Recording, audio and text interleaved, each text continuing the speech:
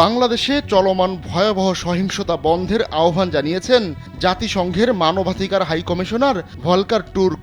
সাপ্তাহিক ছুটির দিনে বহু মানুষ নিহত হওয়ার পাশাপাশি সিরাজগঞ্জ জেলায় একটি পুলিশ স্টেশনে হামলা করে ১৩ পুলিশ সদস্যকে হত্যার বিষয়টিও উল্লেখ করেন তিনি।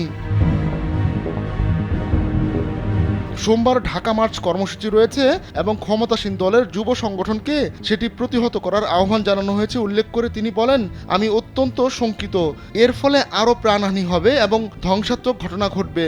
আমি রাজনৈতিক নেতা এবং নিরাপত্তা বাহিনীর সদস্যদের অনুরোধ করছি তারা যেন জীবনের সুরক্ষা, মত প্রকাশের স্বাধীনতা ও সমাবেশ করার অধিকার সংক্রান্ত দায়িত্ব মেনে চলেন।